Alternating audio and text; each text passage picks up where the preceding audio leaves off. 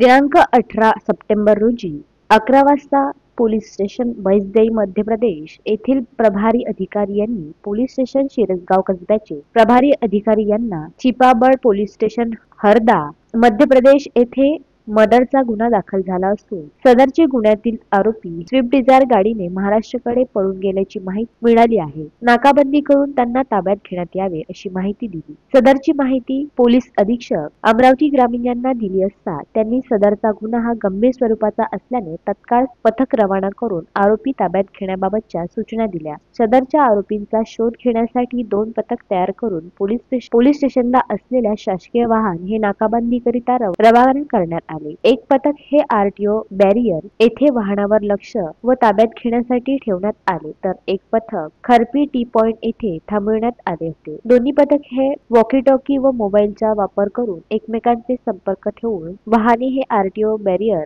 येथून पास झाल्यानंतर संशयित वाहनाची खात्री करून त्याला थांबवण्याचा इशारा केला असता ते न थांबता परतवाड्याकडे भरधाव वेगात जात असून आम्ही त्याचे पाठीमागे आहोत अशी माहिती पथक क्रमांक 2 ला पथक क्रमांक 1 कडून प्राप्त झाली असता पथक क्रमांक 2 ने वाहन हे रॉंग साइड चालवत आणून आरोपींचे वाहन सिने स्टाईल पाठलाग करून वाहन हे मुकेशच्या धाब्यापासून काही अंतरावर वाहन आडवे करून थांबवण्यात आले. वाहनातील इसमांना पोलिसांचा परिचय देऊन त्यांना ताब्यात घेण्यात आले. गुन्ह्यातील 4 आरोपींना पुढील कायदेशीर कारवाईसाठी चिपाबळ पोलीस स्टेशन जिल्हा हरदा मध्य प्रदेश यांच्या ताब्यात देण्यात आले आहे. सदरची कारवाई ही पोलीस अधीक्षक अमरावती ग्रामीण विशाल आनंद, अप्पर पोलीस अधीक्षक अमरावती ग्रामीण पंकज कुमावत, सहाय्यक पोलीस अधीक्षक उपविभागीय अचलपूर शुभम कुमार यांच्या मार्गदर्शनात ठाणेदार महेंद्र गवाई, सहाय्यक पोलीस निरीक्षक शिंदे, सतीश पुनसे, मनोज पंडित, मोहित चौधरी, नंदराम पोटोकार, अजय कुमरे, गृहरक्षक दलाचे सैनिक निकेश ढोले,